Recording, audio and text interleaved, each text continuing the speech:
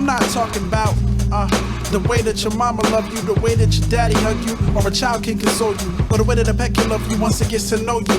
Nothing like your grandparents' love, hard fought for and earned over generations. I wanna know love for myself, let it fill me up when my heart is vacant. I want it to be patient, I want it to be kind, I want it to be mean, and I want it to be mine. I wanna know what it is to ache for somebody, not just talking their body, but the heart and soul of them.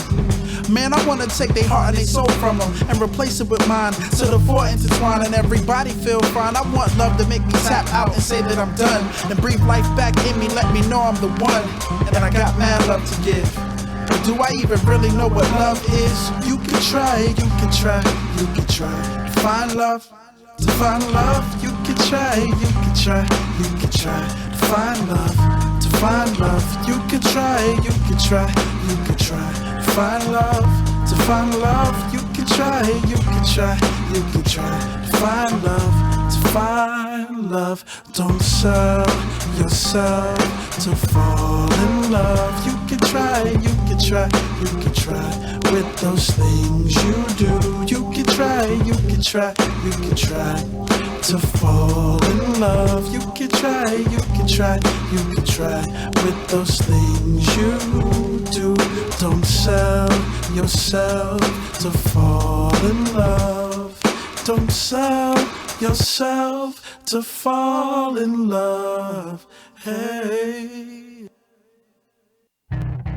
After all, it's days like this that always brought out the best in you. Good night, my sweet neglected angel. I could spend the rest of my life laying here in silence, staring at the ceiling fan.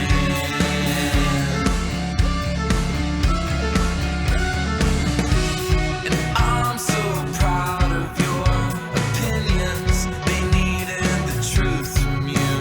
Good night, my neglected angel. I could spend the rest of my life laying here in silence, staring at the television.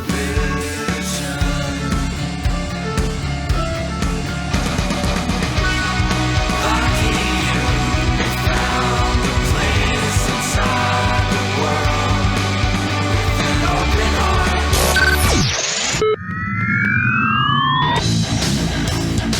You are listening to PIST God, that pisses me off. It's like, I want to see the cheerleaders. I don't care about Old Spice. Till Midnight.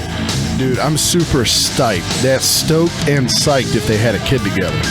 Winning the draft lottery is like seeing pictures of Hope Solo naked. If the Eagles lose, it ruins my life until we win again. Every Thursday from 10 till midnight. Gene Steratore, I fucking hate you with a goddamn passion. I am more fired up than Keith Richards with a wheelbarrow full of LSD. This is PIST Till Midnight.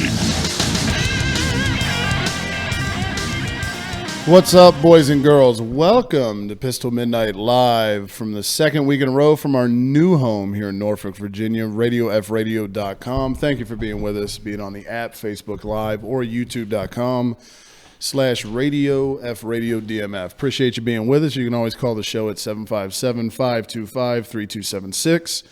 And while we've got you tuned in with plugs and everything else and the to-do list, head over to radiofradio.com/donate. It goes a long way into giving us a hockey assist here with everything at the studio, with the move and whatnot. And you can feel good and warm and fuzzy about helping out a local business and a bunch of Island of Misfit toy people that collectively make a dysfunctional family. Which one are you?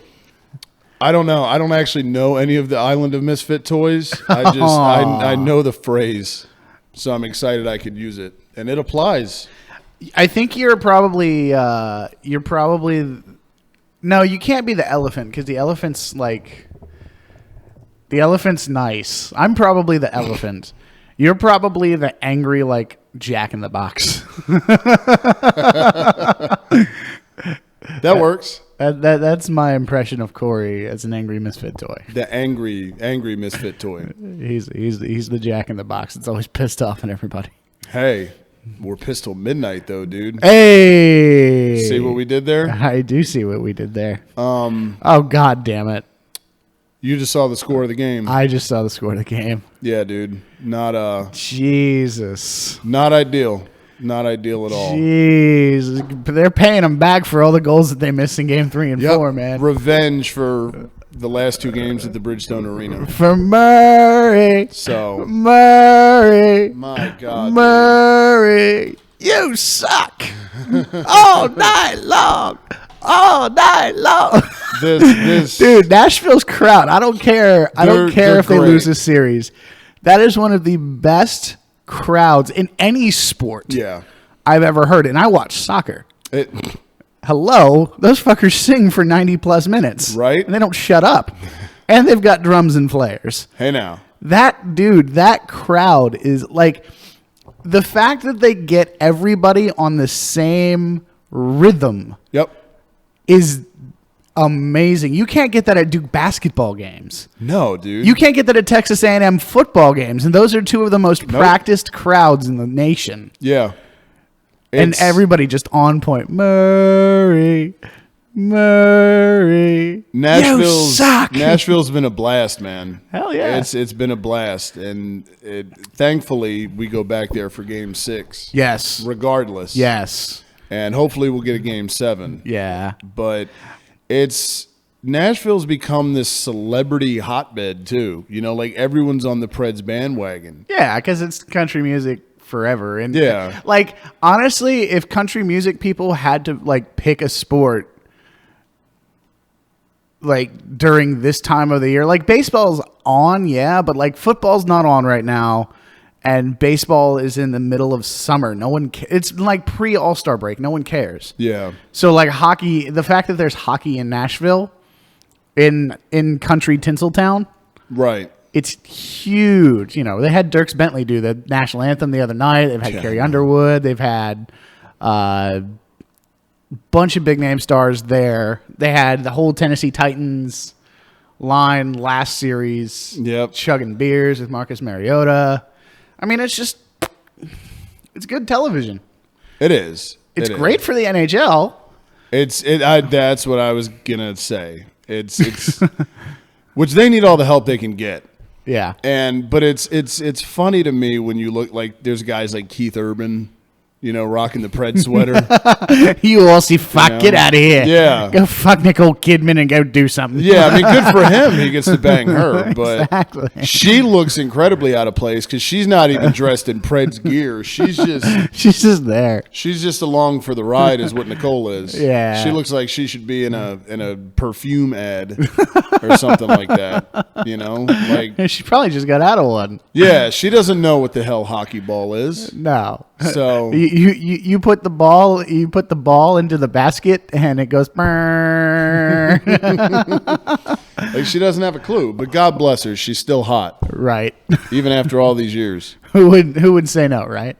Nobody. Nah. I mean, she's not Days of Thunder hot. I mean, but still. But you can remember the Days of Thunder. Right? Old Nicole she's still got it together, man. Amen to that. So I'm really, what I'm scared of is that Game 6 is going to be it's going to be one of the worst games to watch because I'm scared that it's going to be either dreadfully boring or it's going to be completely gut-wrenching and heartbreaking. Because my theory is they're going back to Nashville. Right. Okay. So, and the Penguins, they can't win traditionally, I don't think, in Nashville. I don't think that they can play Penguins hockey in Nashville. That crowd and that energy is just too much for that team. Yep. What I'm scared they're going to do is they're going to pull a soccer move and they're going to just pack it in for 60 minutes and hope they get like a shitty shorthanded goal or like a random like two bouncer that they just take advantage of, slip past Pecorine, and then whoop-de-doo. Right. And then the Predators, for all the intents and purposes, like for 60 minutes, they're just blasting pucks at Murray at the goal, and then they just can't find an opening, and it turns into like a 1-0 or like a 2-0 with an empty netter. I'm very afraid of that because it's either going to be, again, the most boring hockey game and the biggest anticlimactic moment for the NHL playoffs, or it's going to be 60 minutes of Predators fans and anti-Penguins fans biting their nails, wrenching their guts, hoping to God somehow like part of the ceiling falls on Matt Murray's head or something, as the puck is coming through, and then the referee somehow blunders his way and gives the goal to PK Subban or something. Right. It's I'm fearful that is what Game 6 is going to turn into. I hope it doesn't. I hope it's a knockdown, drag out like 6. I hope Nashville returns the favor. Yeah. And then we go to Game 7 and it's all on the line. That's what I'm hoping for. I'm just giddy that I called the fact that Nashville would tie it up. Yeah. And in Nashville in games 3 and 4. And what had got them to that point was Pecorine had gotten back to being playoff Pecorine. And then what happened tonight? And tonight he allows 4 goals on 9 shots. He pulls a Marc-Andre Fleury. Peter Laviolette's got to pull him for that dude with the goofy name who I can't remember what the fuck it is. Douchebag. Yeah. Yuso Soros or something. Yeah. Okay. Soros. Yeah. It sounds like a bank criminal. Yeah. That should have gotten locked up back in 2008. Yeah, I don't even know who the hell this guy is. But I don't know, man. I mean, I'm pretty sure at this point, game 5 is decided. It is what it is. But I would love nothing more than to see a Game 7 in this series because it's been a blast so far. Oh, yeah. I mean, it's everything. It's. I think it would be especially fitting that. And I'll add gears here a little bit. I think it would be especially fitting if the NBA Finals only goes 4 games, if it's a sweep by the Cavs, and then the NHL turns around and goes 7 games. And it's the most exciting thing that we've seen all playoffs. And it's, Charles Barkley keeps talking about how, the NBA playoffs are shitty, how the NHL playoffs are great this year, and it couldn't be more. He couldn't be more right. Yeah. And I would love, like I said, I would love nothing more than to see the NHL go 7 games in an awesome series, and then see the NBA just completely flop on the biggest stage. Because that's what it's been, and we've been saying this for a while, for as long as we've had this show now, and this is why the NHL playoffs are better than the NBA playoffs. And again, it's this year it's been a little extreme, because we waited forever to get to this finals with Golden State and Cleveland.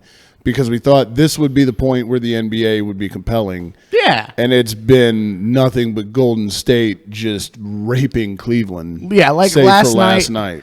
Last night was the exception to the rule, as the Warriors had to scramble back a little bit. KD hits the signature 3, but it's nowhere near as knockdown, drag out, this is a brawl as it was billed it was going to be. And now the Warriors own the longest winning streak in playoff history. Yep. And have a chance tomorrow night to make even more history and to be the first team to go 16-0 Yep.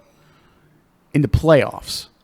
My Sixers went 12-0 back in '83 when there was only 3 rounds in the playoffs, the Fo squad. Yeah. But I hope they do it, man. I do too. I hope Golden State does it. I don't care how many people it offends. It actually makes me laugh that it offends people to be honest, because that's the way I operate. If the majority of people don't like it, I tend to lean towards it. Yeah. And it just scrolling through, because I haven't seen a ton of the NBA Finals. I haven't seen a single minute. Yeah, because of work schedule, and Yeah. to be honest, it's Not high really on the priority list. Yeah, it's not really must see TV because Golden State's going to destroy Cleveland. Yeah. And it's funny because you scroll through your Facebook timeline or whatever, and I don't know about yours, but mine is nothing but visceral hatred for Kevin Durant. Like that's 75% of it is I fucking hate Kevin Durant. Mine's about Red-faced emoji. 40%, but it's not hate.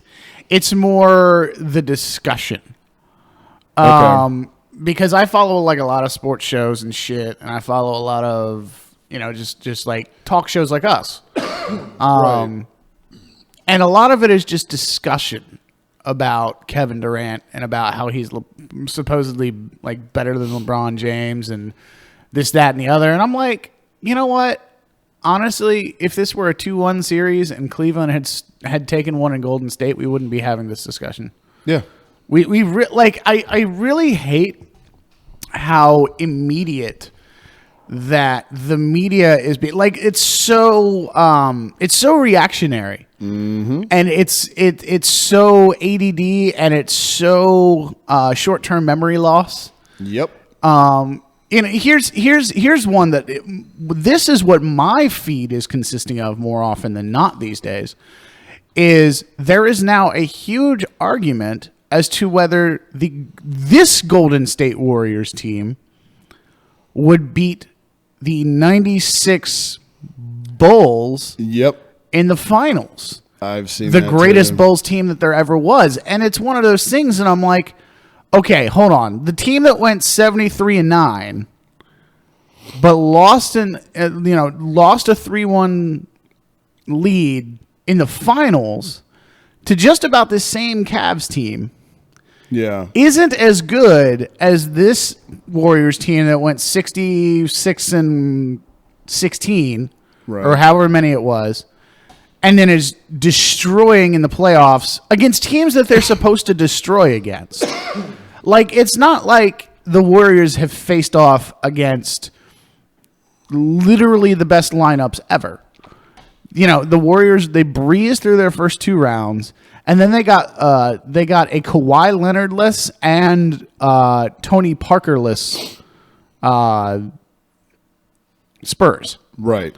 It's not like they beat the Dream Team, the 93 Bulls, and the New York Knicks with Patrick Ewing to get here. They're not. And there was an article that I saw that was like, let's do away with the past because, let's stop romanticizing the past, saying that this team would beat the 96 Bulls. Okay, yeah, I see your point. It might happen, but why the fuck are we talking about it? Yep. Why can't we enjoy the moment that's another Because reason we that no can't. one cares about the NBA, or that no one should care about the NBA, is because we're so stuck romanticizing the past. We're so, and this is coming from a Cowboys fan, folks. Hello. Hey, you said it. I'm going to say it because I'm going to use it as the best example that I know how. We're so stuck romanticizing the past and past sports teams that we can't let those old sports teams, we can't let their own destiny live, but B, we have to make comparisons because nowadays, because it's the only way that we can create so much 24/7 coverage. Yep. Because you have to have these stupid debates. Like you and I, when we debate. Yep. But it's not very often that you and I debate because we don't decide to debate about stupid shit. Exactly. We debate about serious, matters that we find serious, but we also take the time to go in depth with them and that we cover all the bases. Yeah, and it's not a bunch of hypothetical, hey, What ifs? who would, like, if you're going to debate something, to me, make it something that's feasible. Don't do, hey, could Alabama beat the Cleveland Browns? Yes. Because you know what? Okay, that's fine. You can talk about it, but it's never going to happen. Right. The LeBron MJ thing, I am so freaking tired of, dude. Well, that's also because you hate Jesus. both of those players. I do. I can't stand either of them. I would take LeBron over MJ. I can't. And the MJ thing to me also has become almost like you know how baseball people, it's always like, hey, who is the greatest whatever of all time, and they won't go like. They will not go to recent guys. They won't go to like Brooks Robinson or Mike Schmidt. Like they're going all the way back to like Babe Ruth, you know, Like we were alive. who's the greatest, third baseman? Oh, Honus Wagner. Well, I mean, I'm pretty sure he played 100 years ago. Do you really think he would hold up now in a fucking steroid era? No. Probably not. No. He'd be the equivalent of a midget now. I mean, but because let's lie to ourselves. There's the other thing is, guys back in the day, especially that far back, they might have had greater mental fortitude, but their physical aptitude is nowhere in comparison. Nowhere near, dude. Nowhere near. I mean, you look at these guys today that are constantly in the gym. Some of them are juicing. They're doing like these full body cleanses, and they're doing these ridiculous like yoga things. I don't see, it's one thing to swing an axe in the woods and be a lumberjack. It's completely different to have the workout regimen of a professional bodybuilder, but yet still be able to run a sub 540. Yeah. It's completely different. Yep. And I'm gonna take a weird, almost U-turn here. I think that is part of why racism in sports is still so prevalent. Okay. Because think about it. Back in the day when who was it? Not Leonard Robinson. Was it Leonard Robinson, the boxer? Or something? The heavyweight champ back in the 20s. Oh, dude, boxing knowledge doesn't go back that far. Oh man, for me. I forget his name. But there was a heavyweight champ back in the 20s. And he was stripped of the title a bunch of times because racism. Right. And it's one of those things, it's the same reason that Jesse Owens and Jackie Robinson and all of those black guys growing up, going through their time, that they partially why they were discriminated against is because they were faster, they were stronger, their genetics just allowed them to be better than the average stereotypical white guy that got put onto a field of play that was just a little bit better than all the other stereotypical average white guys. Right. And, you don't see it as much in sports today, but, my great-grandmother, she's 96. What's up, Grandma? She asks me all the time, like when I'm watching like college basketball or I'm watching college football or I'm watching the NFL or the NBA, she always asks me, where's the white guys? Grandma? Not there. Grandma? They're not on that team. Well, they need white people. Why? Because they need white people. Because white people. And it doesn't occur to her that those guys are on the court or on the field because their physical aptitude is better. Yeah, because white people aren't athletic. Just their genetic, and it's not that what and I know. Obviously, you and I, facetious. There's just to remind the listeners, there's the facetiousness there, in that Corey and I understand. Because look at hockey, look at soccer, look at golf, look at volleyball, look at tennis, look at slot receivers and quarterbacks, look at baseball, look at 3-point shooters. It's not that white people don't have athletic aptitude, and it's not that they're not good at sports. It's just that there are certain, genetic makeup has a slightly larger than average hold on particular physical traits and aspects that scouts and coaches and managers look for in certain athletes. If you want a guy who's going to be, if you want a guy who's going to be, has a ridiculous physical workout regimen, but still runs a sub 540, you're going to look at a guy like James Harrison. Right. Guys like James Harrison are going to have,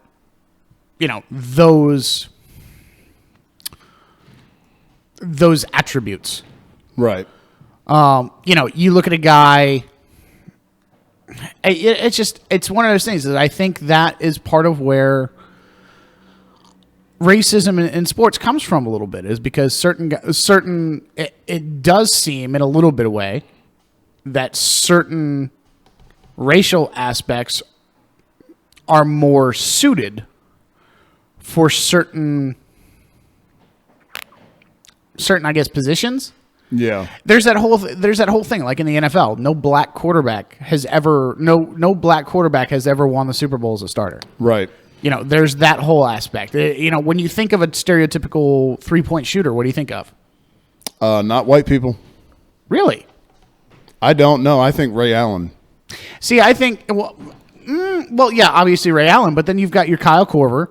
Right. You've got your J.J. Redick. Like, what was J.J. Redick known for? Free throws and 3-pointers. Right. That's all he's ever been known for. Korver shit the bed last night, though, dude. Well, that's because it's Korver. Yeah. Former Sixer represent. Exactly. When you think of, a DB, a defensive back, what color is he?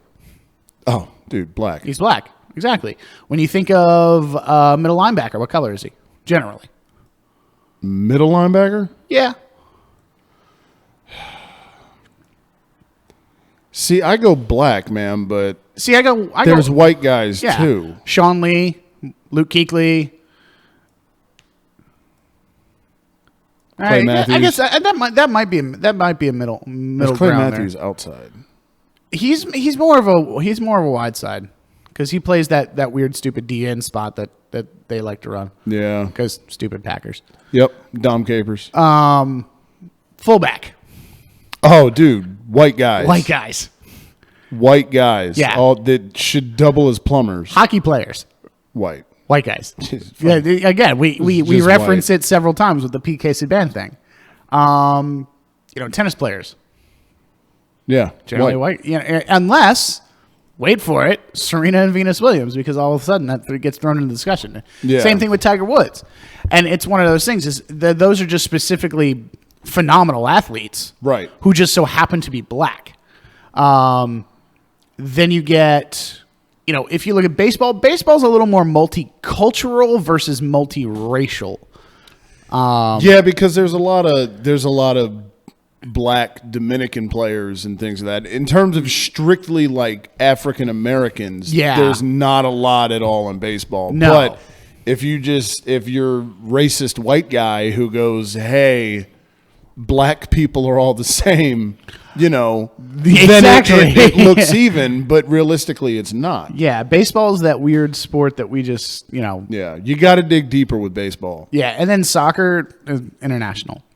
Yeah. But when you think of, there are specific positions in soccer that are now, in American soccer especially, goalkeeper is generally a white guy, but on the international stage and on the professional stage, it's actually turning into a black guy's position.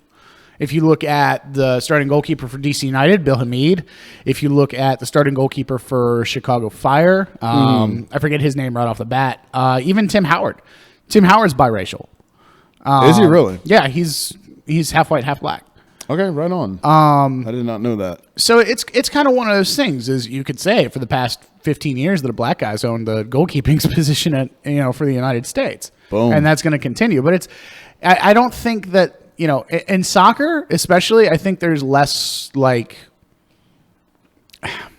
won't say there's less racism, because if you go over to Europe, it's the racism, especially in Italy, and I think the Netherlands, the racism there is ridiculous. Riley Coopers. Oh, dude, the Italians are all Riley Coopers unless they're black Italians, and then they're looking around going, WTF, we're Italian, we like pasta just like you fuckers. Hey, oh, what the fuck is going on? But Italians are some of the most racist bitches on the planet. So in Europe, racism is huge. South America, not so much. Africa, not so much. Africa, it's just a bunch of religious bullshit. And South America, I think here in the Americas, both American continents, racism isn't really that big of a deal. Maybe a little bit in Mexico, just because Mexico.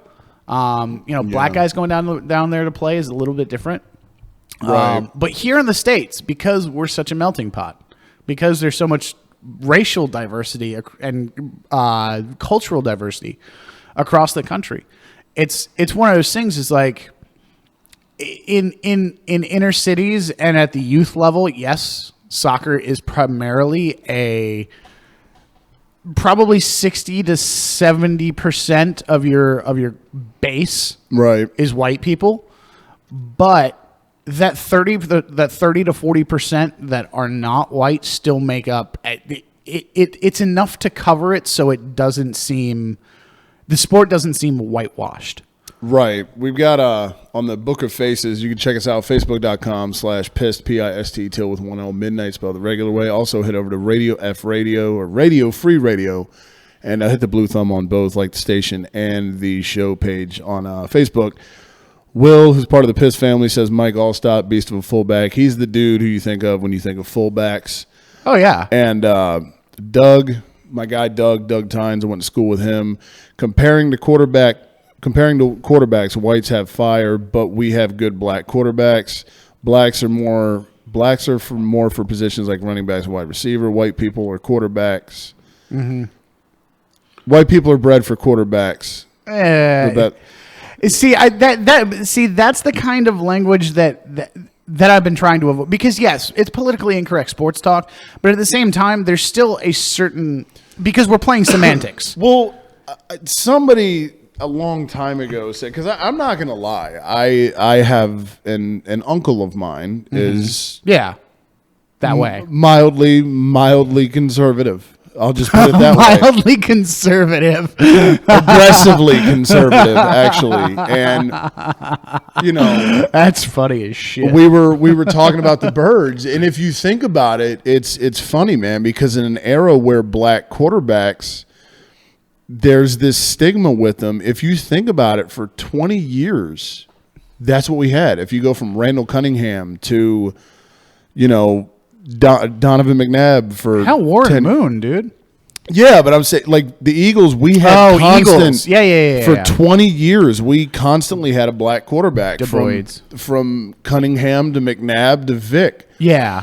And I remember my uncle making a remark that was to the extent of, well, we might win something if we get a white guy in there. And I'm like, oh, Jesus Christ. Like, I'm glad that nobody's in the room, but... Like, I'm glad no black people I know are here, so they don't think I endorse this comment. Yeah.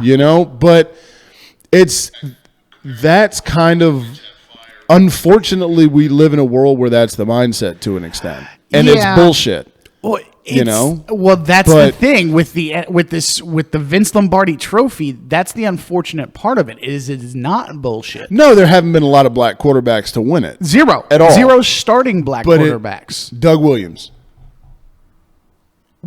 Did he start the season? I don't think so. I think Theismann did, and Theismann went down. Yeah, and that was a Timmy Smith game where he fucking went off. I think that's the statistic: is no black quarterbacks that started the season have gone on to win the Super Bowl, and and that in and of itself is just It's crazy. 757-525-3276 is the number, by the way, if you're listening and you want to call in and contribute. Go ahead. I just wanted to plug the number because we're getting interaction on the Book of Faces. Yeah, but it's a crazy statistic, not necessarily a bad statistic. It's a crazy way of looking at that. And it's one of those things too that now I have to look at this, because I now have a black guy as a quarterback. And it's kind of one of those things of, Yeah, but he's a light skin. Yeah, but it's still one of those things is I know. I just wanted to be that guy. Yeah. He light skinned. Yeah. I know. It's he one of doesn't those count. Exactly. No, he fucking counts. Shut up, you stupid pricks. Shut up, stupid. Exactly. But it's one of those things that in my head I have to think about. I find myself questioning it at at one point in time. Did Jerry Jones take that into account? Did Stephen Jones take that into account? Did Jason Garrett take that into account? What's that? The fact that he's the black. Dak's black? And the fact that black quarterbacks do not win Super Bowls. It's because Jerry Jones, Arkansas guy, real Southern, and, probably a little bit of racist in him. Yeah, closed door 100%. Exactly. Jerry. Because you remember that shit that came about with Colin Kaepernick last year, and Jerry pulled the whole team in and was like, you motherfuckers are going to stand, blah, blah, blah. There's a little closet racist in there. There's with NFL GMs. I there's can't a wait to little get to the closet Kaepernick thing, dude. Yeah, with NFL GMs, there's a little closet racist with everybody. So Fuck yeah! How many black owners are there in the NFL? ding. That many.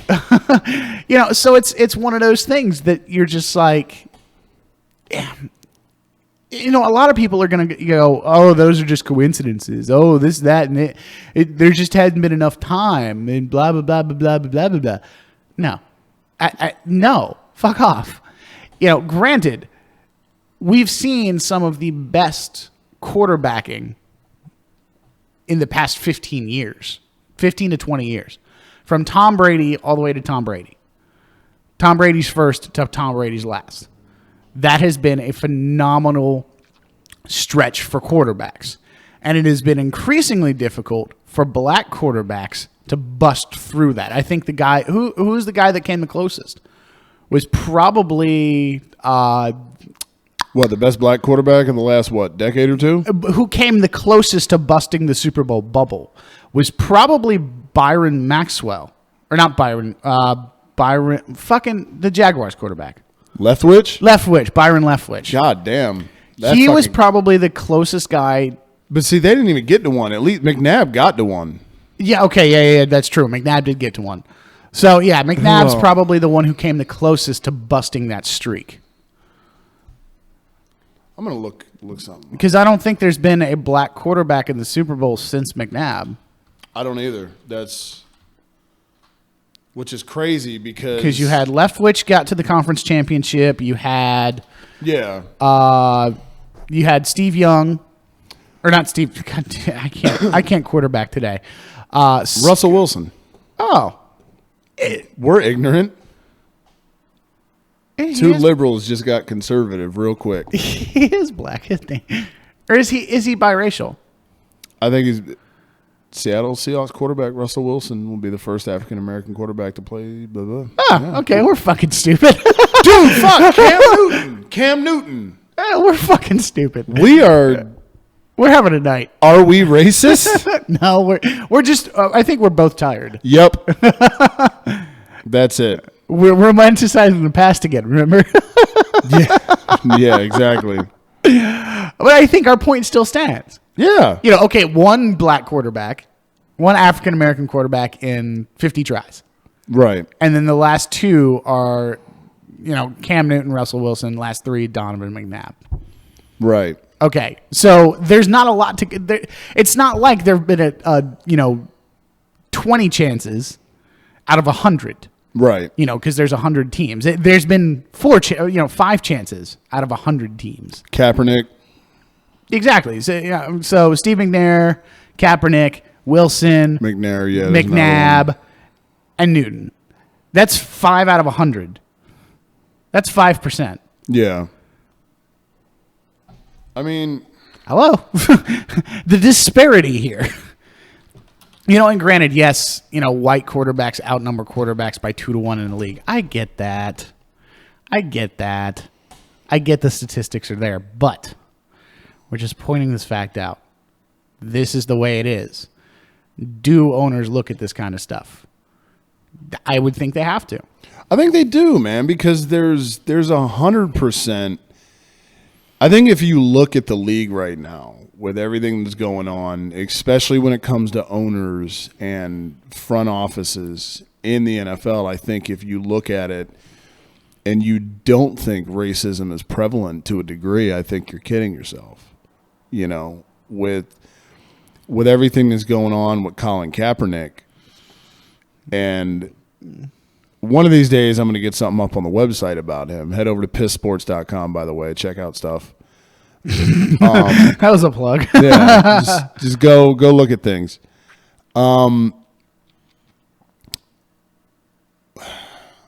The Kaepernick thing, man, I'm rooting for him so hard Yeah. because We're not racist. right, that, and because first of all, full disclosure, I have nothing wrong with what he did.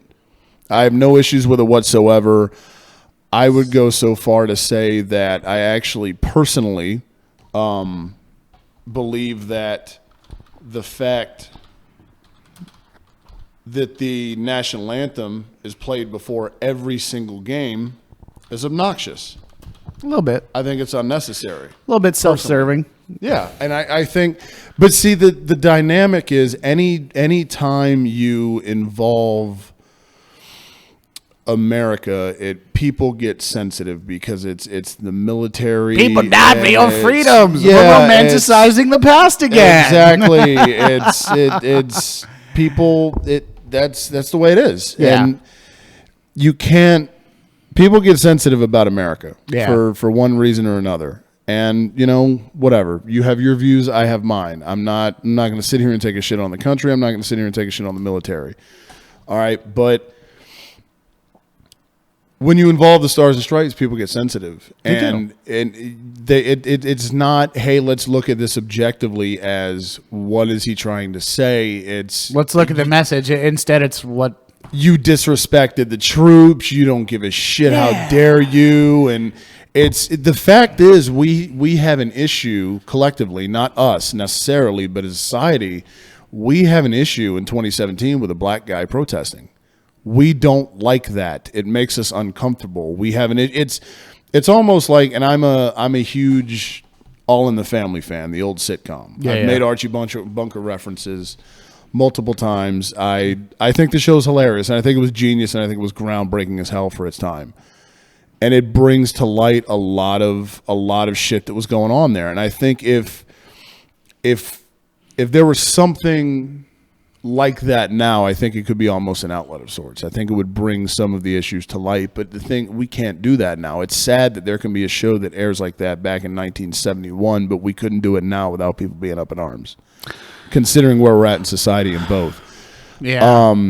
I guess, okay, Doug Williams, according to Adam and Will, Doug Williams was the backup in 87, but took over in the opening game for the injured starter, Jay Schrader. Jesus, remember that guy? No. I wasn't even alive. I remember Oakland Jay Schrader. Jesus. Yeah, he wasn't awesome. No. But we treat a black guy protesting the same way that Archie Bunker and All in the Family treated, Mike and Lionel going out to protest, in the Vietnam shit and everything else back then. We still, all these years later, we have a massive issue as a society when a black guy stands up and says, I'm not okay with what's going on here. Mm-hmm. And it's the fact that Seattle brought him in for an interview and everything or whatever. They were taking a look at him, and now, he's Pete Carroll. He's overqualified. He's too good to be a backup. So, hey, let's sign Austin Davis. You've got guys like Austin Davis getting it. The Bears gave Mike Glennon $18 million guaranteed, 3 years, $45 million contract, but Kaepernick can't get a gig. Fitzpatrick just signed with the Bucks, dude. And a lot of that could be, there were reports of, what Kaepernick's looking for and everything money-wise. And, he could get out there and he could get in front of this and say, hey, look, just give me the, give me a year or two deal on a couple million. Like, I'll work for anything. I just want a spot. I think he could do himself a favor by getting out there and saying something. But I can't help but think, when you look at some of the people that have been brought in, while a guy like him is still sitting there, this guy's been to a Super Bowl, man.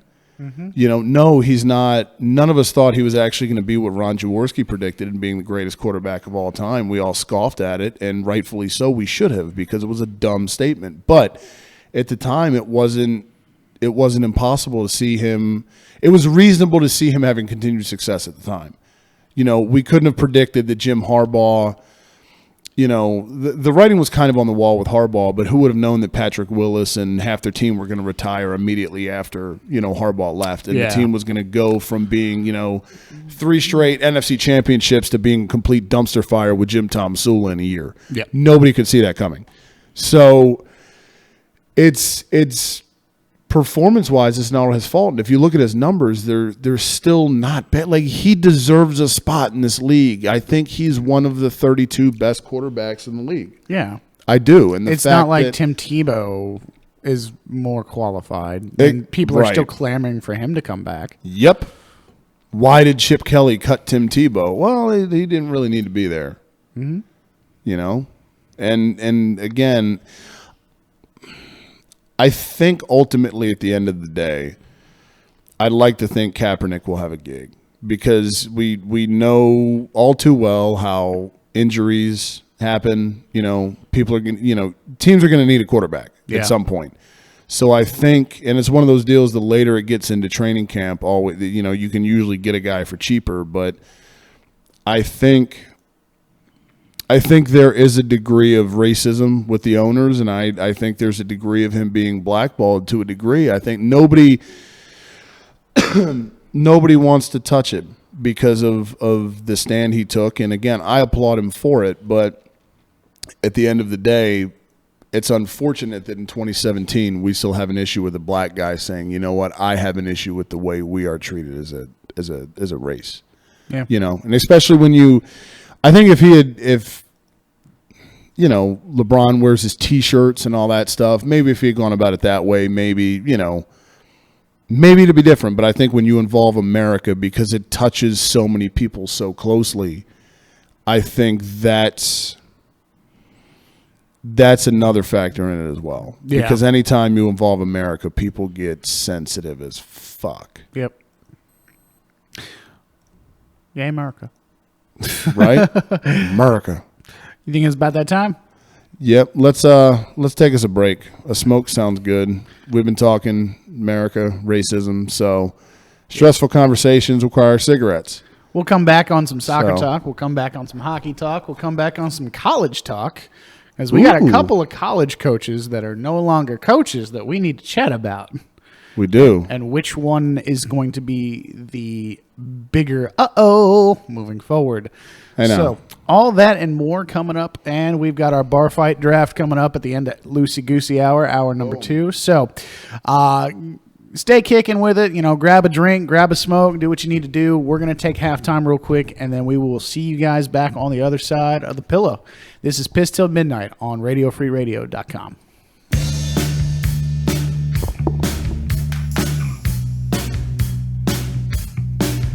I think that was the first time I've ever done that. It's good, dude.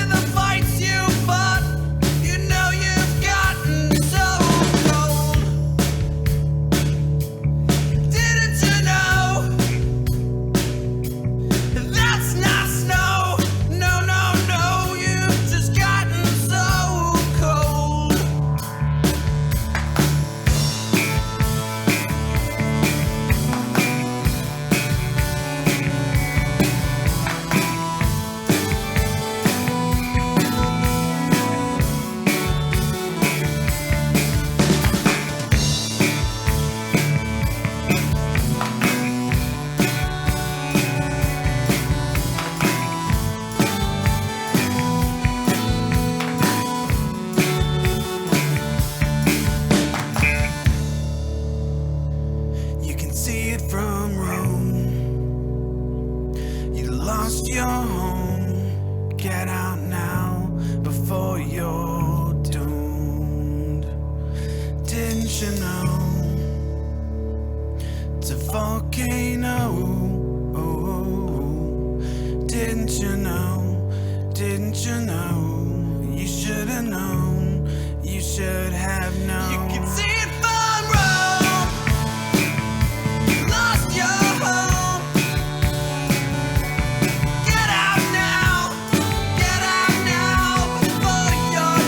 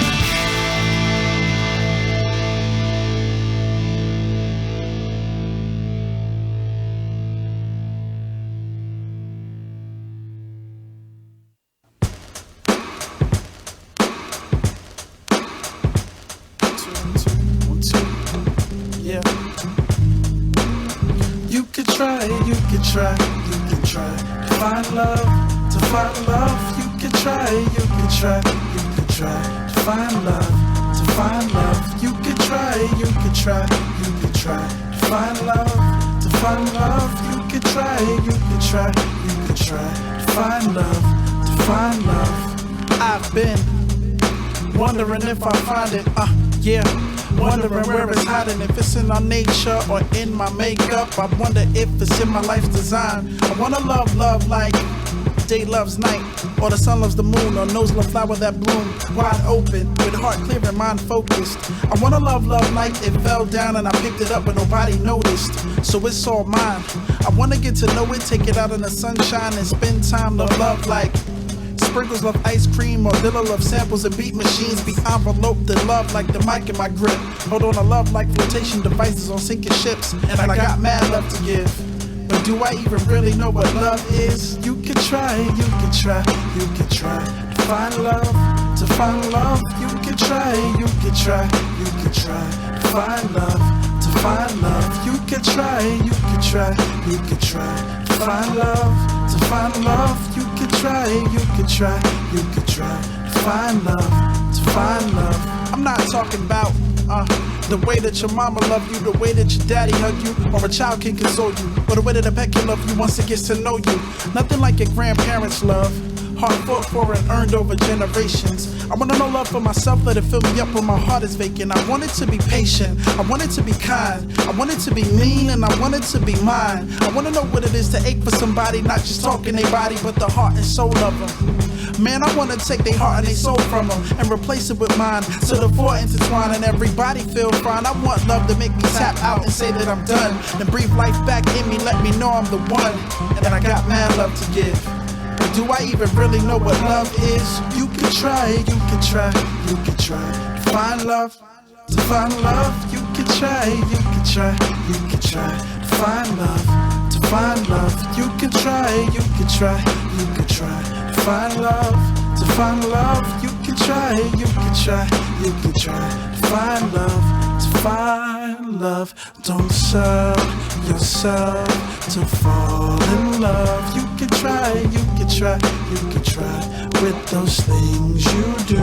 You can try, you can try, you can try to fall in love. You can try, you can try, you can try with those things you do.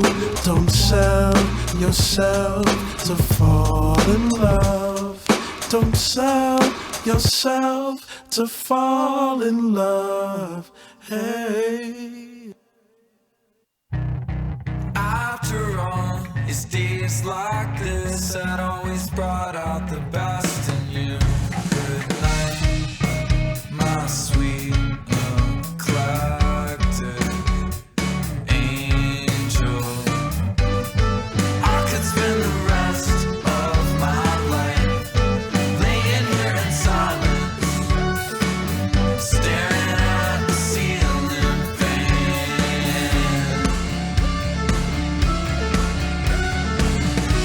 And I'm so proud of you.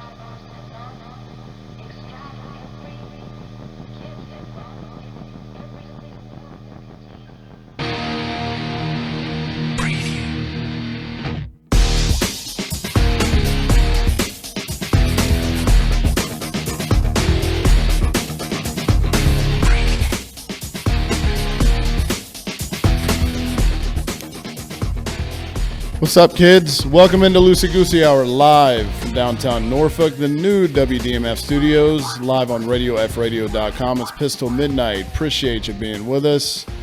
We're sticking with you up till midnight, so if you do the same for us, we'd appreciate it. You can give us a call at 757-525-3276 and download the Radio Free Radio app if you have not already. Also, head over to RadioFradio.com/donate. Donations are welcome and appreciated to hockey assistant costs for the new place.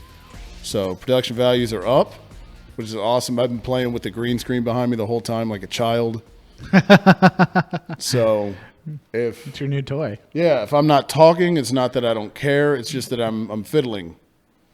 So Fiddle little. yeah, that's what I'm doing. I'm playing with myself. Ooh. So wouldn't be the first time, will not be the last. And he's behind the desk. Yep. See, that's why I positioned the camera up high so you can't see what I'm doing underneath the table here. We were supposed to have our guy, head coach of Virginia Beach City FC with us today, Brian Hinkie. He was not able to make it tonight, but you were able to make it to the game this past Sunday. I was. How did that go? It was awesome. It was like redoing a piece of my childhood. It was amazing. There you go. I thoroughly enjoyed it. And I'm working on an article about my experience and about the experience of games there at the Sportsplex. I'm working on that. Going to have it up on the site. I'm hoping by the weekend. I'd like to get it up there. I wanted to get it up there earlier this week, but it just life happened. Yep. So I'm thinking either tomorrow or Saturday that'll be up. Kind of an in-between piece for their game on the 18th of June, which is a Sunday, which is Daddy's Day. Your favorite holiday. Yep, the one where I get peace and quiet on purpose. But it was a very entertaining game. You get that whole, you always get soccer's boring, blah, blah, blah. There were 4 goals in the game. And there was a ton of action. There was a ton of cards, a ton of hollering from the fans. I loved it. I absolutely loved it. Couple different things. They've got a guy on their team. His name is Tyquise Stalling. Okay. Shout out to Tyquise. Number 11. He looked like he was man of the match that night. Just everything that he did was with a purpose. Everything that he was involved in a lot of the build-up play. He was involved in both of the goals. He scored one of them on a beautiful run. He dribbled through 3 defenders, cut back on a 4th, pretty much broke his ankles, and then curled a beauty around the goalkeeper into the upper 90. I was floored at how just flawless and silky that goal was. It was like watching your favorite hockey player just swing through guys and just make something ridiculous happen. Vincent Damphousse. Oh yeah, man. It was beautiful. It was a Messi like run, like a Lionel Messi like type run. And that had put him up 2-1 in the game. Unfortunately, they drew. It was 2-2. But they still got a point out of the match. That was their 3rd match. So now they're sitting at 5 points. They're 2nd place in the division or in the conference. They still got 3 matches to go. So they still got 2 games at home and a game away. They've got Fredericksburg FC on the 18th. And then they've got FC Frederick, I want to say, on the 24th. And then July 9th, they travel up to Maryland to play Frederick again away from home. So really, really good result for them. Obviously would have liked the 3 points, but I really enjoyed watching the game. I got to watch from the press box, which was cool as hell. Boom. I'd only been up there once before, and I don't really remember it. So to be up there in the press box and I kind of had the run of the place because I met Steven Wagner. He's the owner. I met him outside of the gates, and he kind of just pointed me in a direction and was like, "Go have fun." All right. Okay. Thank you, sir. I'm on my way to have fun.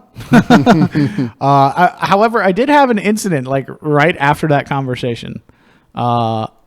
He's like, go ahead and take the elevator up. And I was like, okay, I'll take the elevator. And normally I take the stairs. Right. But I took the elevator and I get in. I press the button for the third floor. Mm-hmm. The door shuts, or so I thought. And then all I hear is meh. It's just buzzing. I'm like, shit, what am I doing? Yay. And I'm waiting for it. I waited like 20 seconds, and I pressed the open button, open doors, and it opens the doors. It's still buzzing. I step out. Mm-hmm. As you do. The door's shut, still buzzing. And then it closes, or so I thought, and it's still buzzing. And I'm like, what the hell is going on? So I kind of pushed on the door a little bit. Mm-hmm. You know, I pushed the button a couple times. That didn't work. Then I pushed the door. And then it fully shut. And the buzzing stopped. And then the elevator went up without me. I was like, oh, son of a bitch.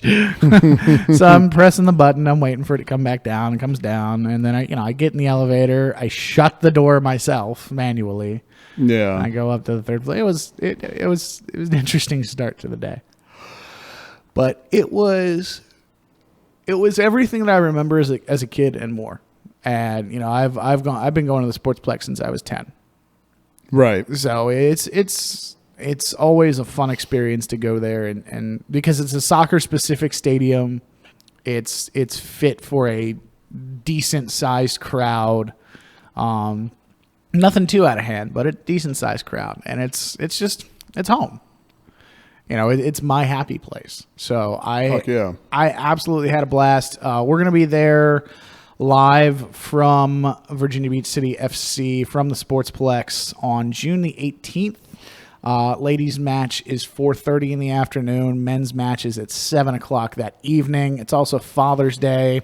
So if you want something fun to do, if you're soccer-specific parental, this is an easy way to take the kids out without having to deal with a whole bunch of hassle. You don't have to pump out a bunch of money. If you go online, tickets are $7 online. If you go to the gate on the day of the game, they're only $9.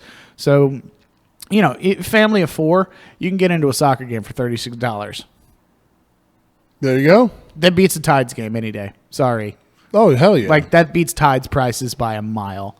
And especially Tides Radio. Yeah. And then, you know, concessions are still good. You know, they still got the same hot dogs and peanuts and pretzels that you're looking for. They don't charge you out the butt.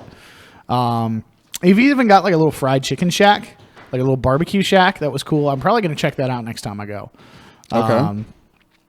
But we're going to be trying to set up what we are calling PIST parties. Boom. We're going to be trying to broadcast live from game venue sites. So we're going to be bugging Justin and Matt here soon about taking the equipment, you know, everywhere we want to go. Justin's still kind of trying to figure out that idea, but he'll get there.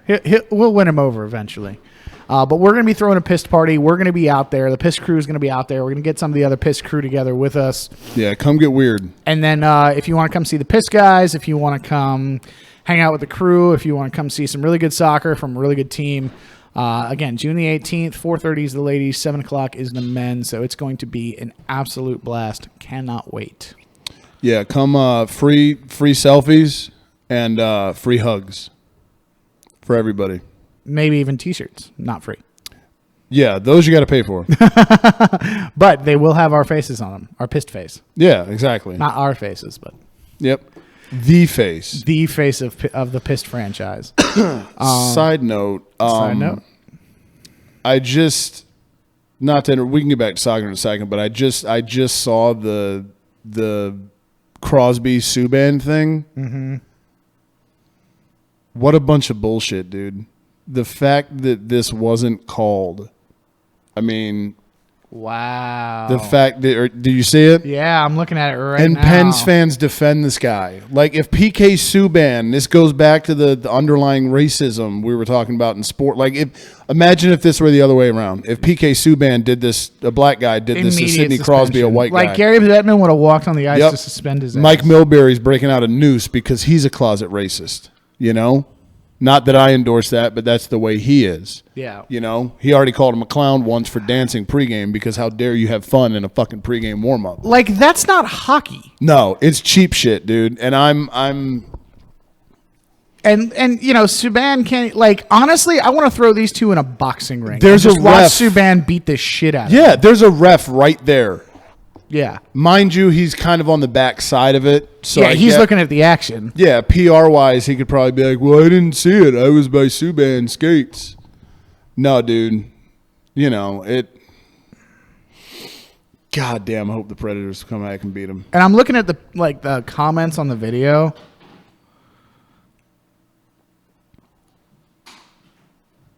Oh, and then here we go, the Broad Street Bullies. I'm assuming that nickname came from the cleanest hockey ever. Fuck Yeah. you. Go kill yourself.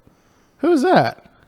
Somebody commented, a Flyers fan I'm friends with on Facebook shared the Crosby thing, and that was a rebuttal that she got. Oh, okay. You know, it That was a different era of hockey. completely different. That was in the 70s. Like, this That- is I'm watching, the ref is right, and he shoves his head into his skates right there. He shoves his face into the ice probably 7 or 8 good times. Here, let's count. Let's say this. Because this is just 1, And then 2, now 3, Subban 4, goes after 5, yeah, 6, and then Subban 7, goes after 8, Crosby, 9, and that's when they 10. blow it dead. 10 times. At least 7 of them with a closed fist. Yep, he's In his cheek. he's the Tom Brady of the NHL. Not even, dude. Like, he's like, He operates. who's a on dirty player in the NFL? Like, dirty player. Vontaze. Yeah, he's a perfect. That's a perfect move right there. That's shit that you but, see at the bottom of the pile in a scrum. No, you're right. I'm just saying from the point like Burfict would get called and fined for it. Well, yeah. Burfict would, things would happen to Vontaze Burfict. Nothing would happen. Nothing. Brady operates on his own. If nothing happens to Crosby, Gary Bettman needs to go. Nothing will happen to him. That's I will bet you right now, whatever you want to bet, nothing will happen to Sidney Crosby. Nothing.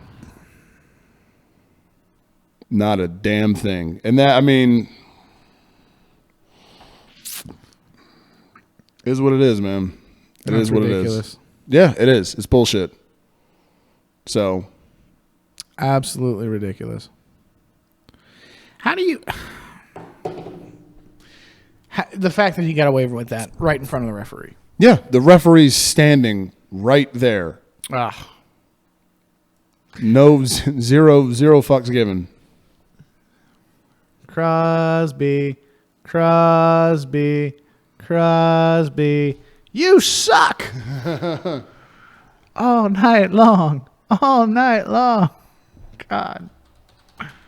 Jesus Christ, dude. Can somebody just cross-check him across the throat? Somebody needs to Clint Malarchuk him. So, Yep, I went there. I don't did? even care. Wow. I don't even care, dude. I mean, we could Todd Bertuzzi his ass. I'll meet you in the middle. I'd be okay with that. I'd be all right with that, too. It's Bertuzzi his ass. I'll say this. The Crosby-Subban thing has become... As long as it stays, like, for the most part, it's been clean. Most part. Until this. Yeah, this is like... You know, I mean, there was the bad breath remark, which I thought was pretty, child, whatever. But, I mean, it's fodder. It's fun shit. Yeah, that not so much. I mean, as long as it's within the confines of the rules, then okay, awesome. Once you cross the line into being a cheap and dirty bastard, Yeah. not okay. And if Yeah. you haven't seen the Sidney Crosby video yet, that Once we're or referring- twice, meh. maybe Because you're there. out of anger, emotion, you're in the middle of it 10 okay, times right? after you've looked at the fucker like 2 or 3 times while he's Yeah, on there. No, exactly. You can't- You've gone above and beyond. Yep, that doesn't happen by accident. So Also, speaking of soccer, real quick, United States men's national team and women's national team were both in action today. What's up, ladies? The ladies beat Sweden, and former coach Pia Sundhage won 0-0. Whoa. Yes, say that 5 times fast. I can't say it once slow. Exactly. And then the U.S. men's national team played Trinidad and Tobago in Denver tonight.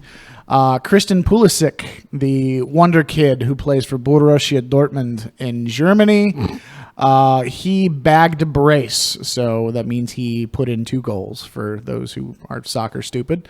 And Corey. I will raise my hand. He bagged a brace. He got 2 tonight. First one off of an assist from DeAndre Yedlin. The second one, beautiful play by Josie Altidore into open space, and he just dribbled and put it right around the goalkeeper. This kid is the future of U.S. soccer, and it's going to be amazing. And I cannot wait to see what he and the other young guns that are coming up do moving forward. I think Brian knew kind of what he was talking about when he said we might win a World Cup here in the next few World Cups. Unfortunately, it is sad for me to report, but the U.S. men's national team is out of the U20 World Cup. They lost in extra time to Venezuela 2-1. However, here's the thing with this. Venezuela went on to beat Uruguay the other day 4-3 on penalties, 2-1 overall. And then they are facing England in the U20 World Cup final. It is the first U20 World Cup final for both of those teams. So it will be very easy to say, because the first time that we played Venezuela, because they were in our group, we tied them 3-3. And then we went to extra time with them in the second matchup. Mm-hmm. It will be very easy to say for the U.S. men's national team that they were legitimately, even though they didn't finish in second, that they were the second best team in the competition because of how well they played and how they hung it out with the World Cup champions if Venezuela does win. It gives me a lot of hope and a lot of good vibes going forward into the future for U.S. soccer. A lot of the young guns are doing really well, and it's kind of one of those things when your youth team is doing well, you fully expect to be going places here in a few years. Right. So I'm really excited for what we've got going on in the youth squads. The final 8 is nothing to sneeze at in a major competition. That means you made it into the top third, and you're probably better than at least 3 or 4 of those other teams that were in the final 8 with you. So in reality, I think the United States was at least the 4th best team in this competition, which is saying something because it's soccer. When the U.S. is that good at soccer, yeah, everybody plays it. Watch out, fuckers. Even little baby countries. Exactly, little babies in little baby countries. Yeah, exactly. Mama, Third football. world babies. Football. And then, the other topic that we promised to bring you guys, because it is relevant, because it is here, Thad Matta is no longer the coach of the Ohio State men's basketball team, and Bob Stoops is no longer the head coach of the Oklahoma football team. Holy shit. That one really surprised me, man. Holy shit. He's only 57. And I was just thinking recently, prior to this, like, I can't remember the college football. I was like, God damn, Stoops has been in Oklahoma for a while. 18 years. Yeah, especially considering the standard that college football is now. Like, if you're not contending for national championships, your job is almost in danger. Oh yeah. And how long's it been since Oklahoma was at that level? 2007. There's been a bit. Well, they were in the college football playoff past 2 years ago. Were they? Yeah, they played Ohio State. No. That's right, Baker Mayfield. Yeah, the first year of the playoff. The first year of the playoff, they were in it. They either played Alabama or Ohio State, one of the two. That's right. I lied. I take that back. So, I mean, and that's the thing is Bob Stoops, I was looking over the stats. 10 seasons of 9 wins or more, I think it was. He's never had a losing season.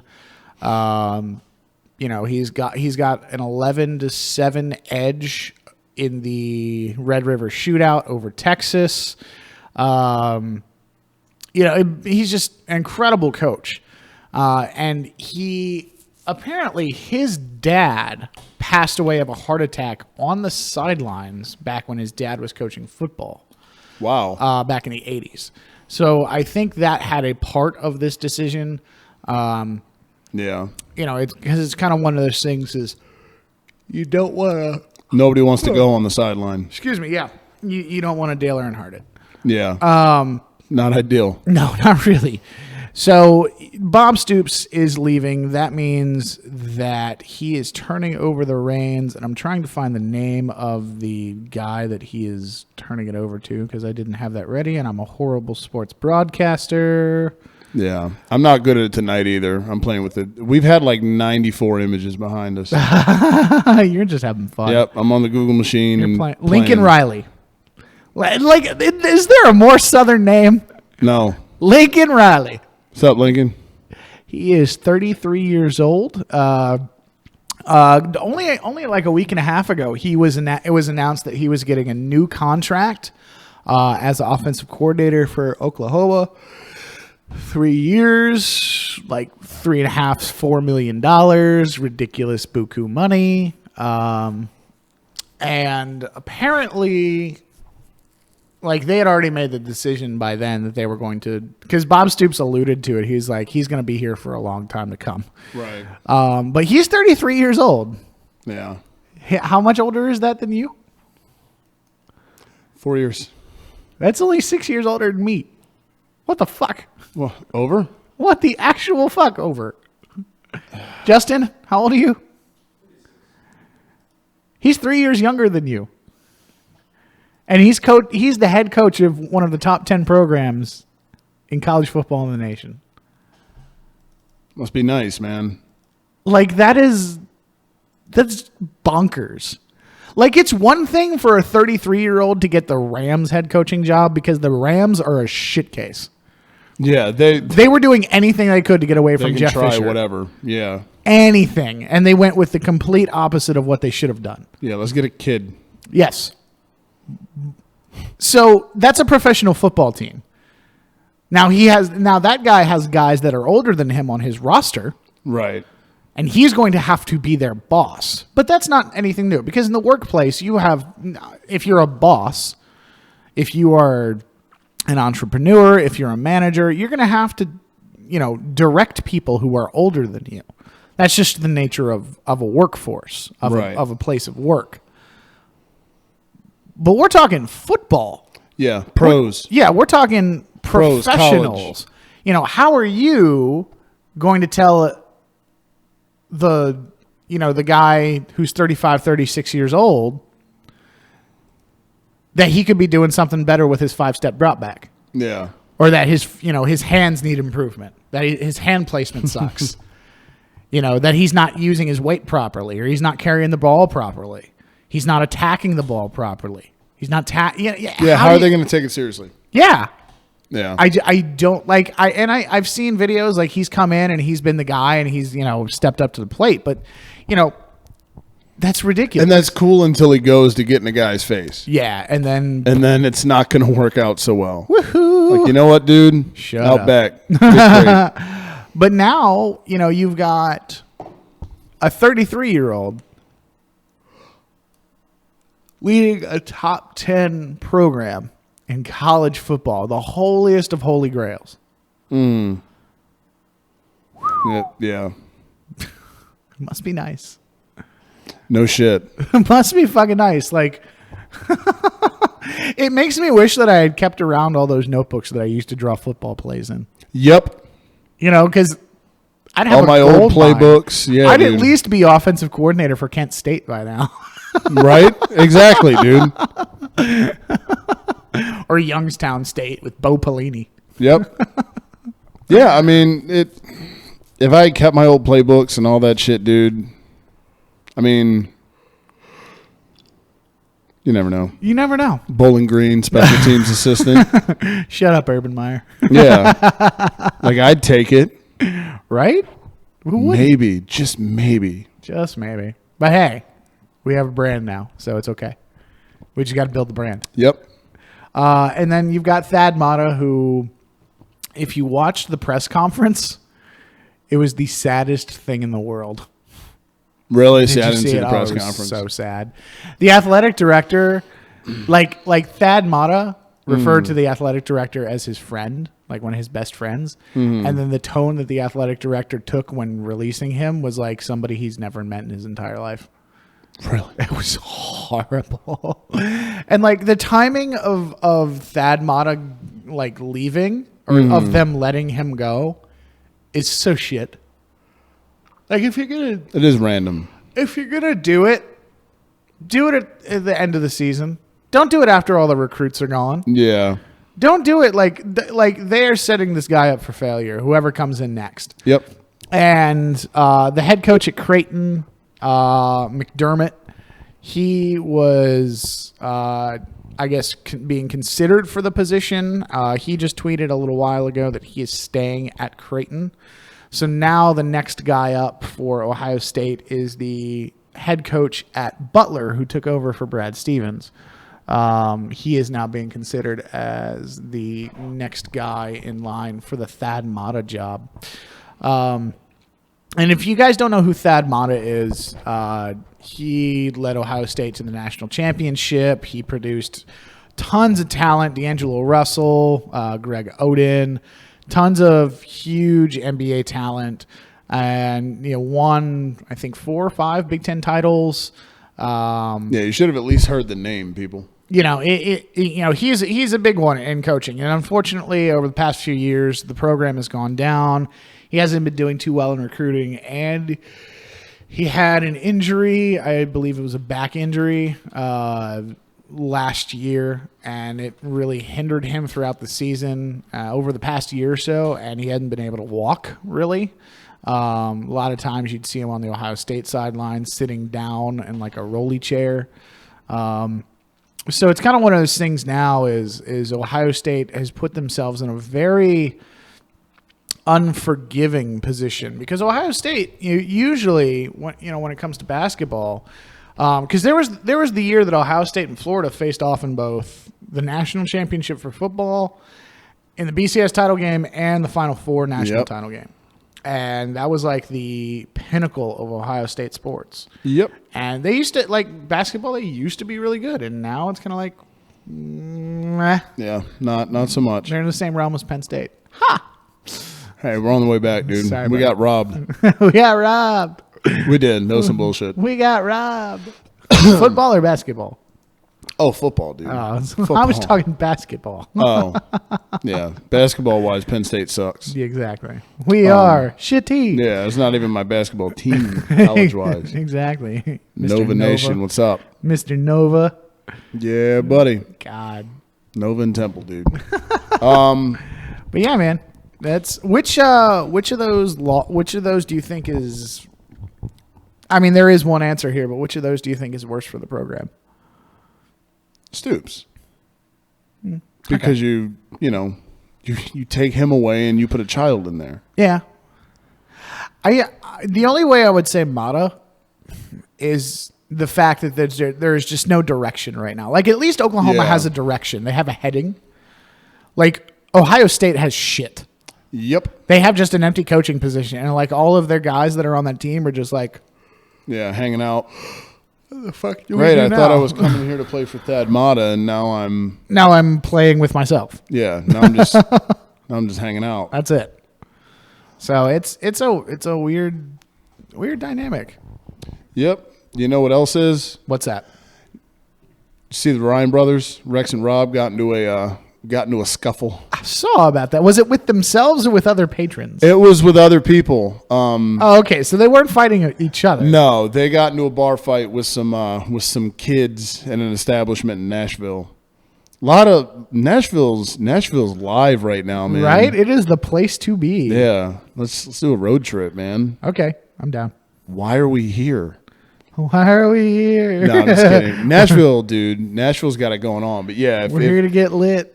right? Let's get wrecked down in Smashville. Oh, man. But that'd be a blast. fuck yeah, it would. Especially running Nicole Kidman, punch Keith Urban in the face. You would punch Keith Urban in the face. I don't like that guy. Like, I get it, dude.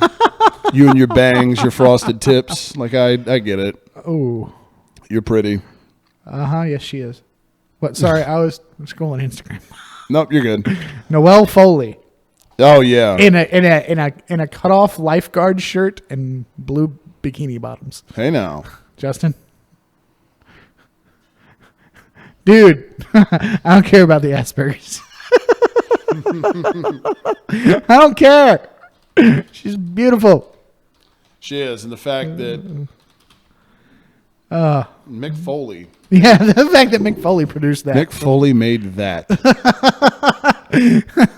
It almost makes you think he could make a successful wrestling career. Oh. Justin doesn't look pleased at that one. I love Mick Foley. I got his book and never read it. Really? Yeah, I should probably do that. Good job. Yep. Whenever I have time. What's that? I have no idea. I'd like to know. Call me tomorrow, Shipyard. Right? Please. So that my boy can stop whining. Yeah, seriously. I'm Tired of becoming a listening to whiny bitch, and I don't like it. Becoming? Yeah, I kind of always been one. But it's been worse lately. Have you seen Neuwirth's Instagram lately? No. He just posted a picture like earlier today. It's him signing like somebody's Philly something from his car, and he's got the shittiest look on his face. Doesn't look happy. He to be looks signing like he's autographs. just like, God damn it! If I sign it, will you leave me there? Look, if I sign it, will you leave me alone? God damn it! Get out of here. But yeah, Ryan Brothers. Sorry, I didn't mean to distract you from all that. I was. No, you're good. I was going to take a piss selfie. You're good. So in honor of the Ryan brothers and their bar fight, for once we actually have a draft lined up. So what we're gonna do in honor of the Ryan brothers and their bar fight is do a bar fight draft. We're gonna draft. Do you want to draft people who you want to, like, who you want on your side? Yes. That's what I was thinking too. Yes. That's better than, hey, people I want to fight. Yeah, there's nobody that I want to fight in a bar fight. There's a lot, but I mean, yes, there's plenty of people that I would love to fight in a bar fight, but I don't really want to fight people at a bar fight. yeah, it's more fun to pick Who I you want fighting with yeah, me. who you want on your squad. So, in honor of the Ryan brothers, who are now They just can't stay out of the news, can they? who are now behind my dome. Yeah, they can't. Rob Ryan is so gross, man. He really Jesus is. Christ.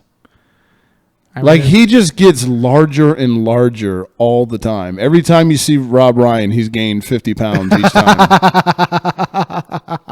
Every single time. that's what I'm going to do. What's that? I'm making an Instagram post for the gram, Follow us at PIST Sports, PIST Sports. but I'm going to do your picture, my picture, and I'm going to do the Ryan brothers All right. for the gram. That works. So, all right. Let's see. What time we got? About 10 till. Let's see. I picked first last week in the end zone celebration draft. I took Icky Shuffle, went first overall. So that means you, sir, get your pick of who you want on your bar fight squad first. Do you have a pen, by the way? I do.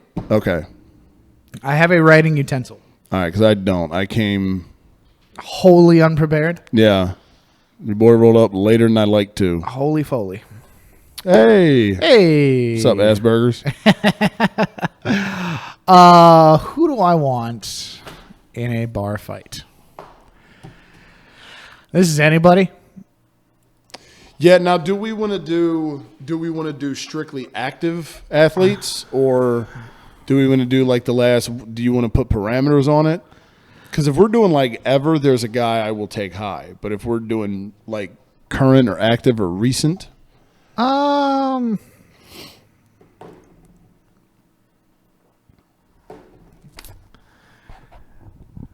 I don't know. I would say it doesn't bother me either way. I don't know. I think we should keep it to sports figures. Yeah. Well, yeah. You know what? Let's just do current because it limits it. So that way we're not, nobody's going back to Muhammad Ali because you win. Because you win. Yeah. Because you win. Okay. All right. Sports figures. Number 1 overall. Mm-hmm. Who do I want in a bar fight? Are we including wrestling? Oh, yeah. Okay. Oh, yeah. No shit. All right. Want to make sure.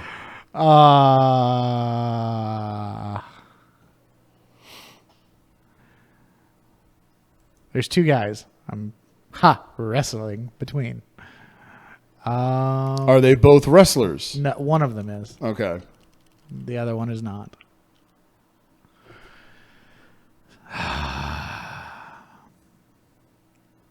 You know what? There's a third guy. I know exactly who I'm going with. Who are you going with? Brock Lesnar. I was thinking about him. I'm going Brock Lesnar, dude. Him and another wrestler were the guys I was thinking of. Yeah, because he's got the wrestling, he's got the size, and he's got the MMA. So give me Brock Lesnar. All right. Because that's a smart play. If I'm in a bar fight, I'm looking to win. I'm not looking to get my ass kicked with a pool ball. I'm not looking to outthink the room. I want tough guys who can beat the shit out of people. Exactly. I'm going to go, this is probably obvious for me. Oh, I was actually going to go Lesnar number 1, but since you went with him, I'm going to take my guy. I got to go Conor McGregor. Conor McGregor. Because after we get in the bar fight, you know what we can do? 94 car bombs together. Hey, And make it pass 95, you pussy. Yeah. We can do car bombs the next day. We can wake up the next day and do it all over again. Oh, man. So some asshole who follows us on On the gram? no, on Facebook. So I posted the Crosby video of him shoving Subban's head into the ice. Right. And the caption that I put was piece of shit in all caps. Mm-hmm. And he did the whole little laughing emoji about it. And I'm on his profile, and he is just he's got a picture on like Heinz Field from the end zone, like he's holding up his arms in a touchdown. Like his background picture is him shaking hands with Palomalu, and his profile picture standing in front of a Penguins logo, 50 years logo with a Let's Go pen. Like he's just a general piece of shit. All right, I'm going to look him up. Just go check it out on the page, and just so I can piss myself off. Hey, guy, asshole, call the show, 757-525-3276. I want to argue with you. We will forego the draft just to tell you that you are a piece of shit, just like your fanboy weak ass, Backstreet Boy captain. Anyway, number 2. Who do I want in a fight? Number 2, I am going to go with a guy who, honestly, I think this guy would be like a ninja. Okay. But at the same time, I think he might disappear. So you're rolling the dice with this guy. I know, I'm rolling the dice with this guy, but I think like he could be like the guy that knocks out 17 people in one go and no one knows what happened. Right. But I also think that he would turn around and walk the fuck away. And just be like, nope, I'm too expensive for this. I'm out. I'm going to go Floyd Mayweather. Ooh. Yeah. Side note, this guy is terrible. Who Yeah. takes pictures like this? Douchebags. Everyone feels forced. He's got his hand on a, like... Does he have a Weaselman syndrome? Yeah. Hey, here I am on Heinz Field with my Le'Veon Bell jersey and some Wranglers, holding my arms up like a touchdown. Like, you are a dick. At least have a football with you, asshole. Just stand there, man. It like don't pose. Or stick your arms out to the side. Like this. Ow. Yeah. Like this. Do one of Hey, these. yeah. Hey, look where I am. You Yeah. know? Don't do, hey, look at me. Yeah, I'm a look at referee. me. I'm Ed Hockley. No. Exactly. I'm blowing calls. Yeah. No, you're not. Why does your jersey look like it's got a hoodie pouch on it? Oh, man. All right, so you've got Lesnar and Mayweather. Mayweather. I will raise you Stone Cold Steve Austin Ah, you cunt. because that was the other wrestler I was going to take aside from Paul Heyman's guy. See, here's the thing with Steve Austin. We're at 11:54, by the way. I think that, oh, yeah. Oh, shit. Damn it. No, you're good. Give your take. I just checked and was like, oh shit. With Austin, it's just one of those. I think he'd get in one or two good hits and then he'd go down. Like, he's liable. See, the only thing that concerns me with Austin is the knee. Yeah, exactly. Because you That's what I'm kick him in saying. the knee and he's done. He's out. So He's donezo. but while he's upright, Yeah. I think he'd Yeah. get his. Yeah.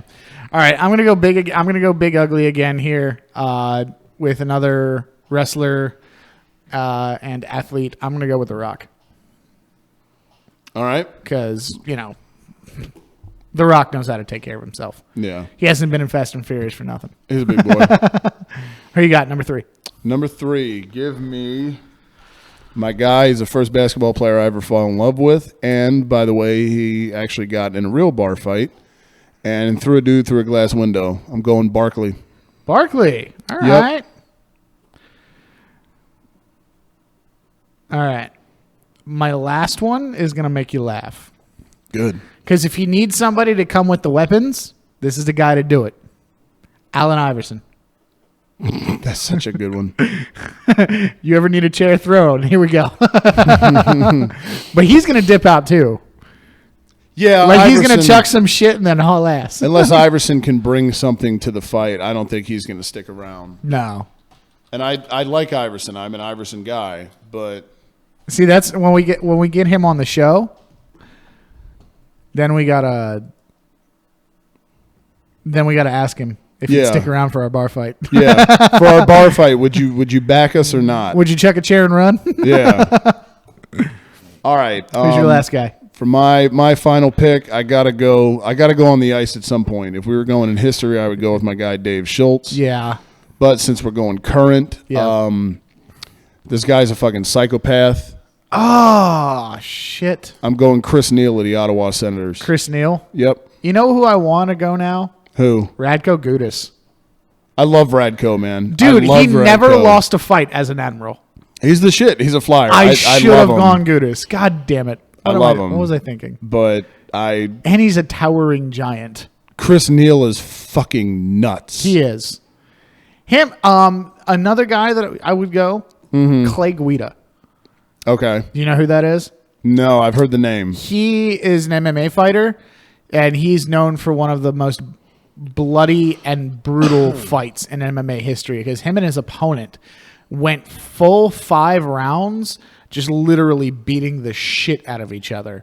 And both of them, by the time they were done, it looked like a war zone had gone off. Really? Yeah, it was bad, but it was one of the best fights in the world ever. Yeah.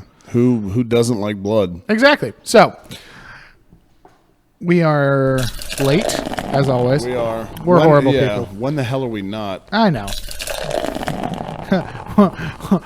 When our girlfriends aren't. Hey! That always sucks. My last call, props, cheers, and congrats, which I really don't hold much stock in for this. Good job to my brother, Chris. He graduated yesterday. Officially walked across the stage, got his diploma, blah, blah, blah. A lot of people think this is like a huge cause for celebration. Congratulations, whatever. The way my mother and father raised us, it's really not that big of a deal. Like getting our college degrees is going to be the big deal, but getting a high school diploma with what was asked of us, with what was expected of us as kids growing up, knowing my mother, knowing my father, and knowing the time and the diligence they put into our education and to making sure that we were at least not dumbasses walking around in the world.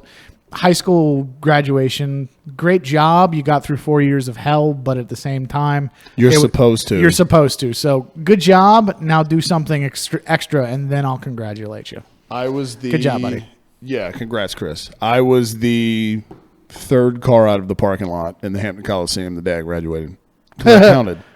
Everybody else stuck around and cried and blah, blah, blah. I was like, you know what? I'm trying to get drunk. And, you know, like I even then had enough awareness to know, you know what? All the people that I'm going to, like, that I really want to see are at home. Yeah, I'm going to see again.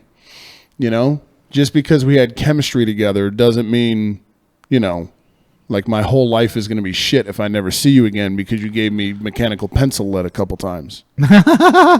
So,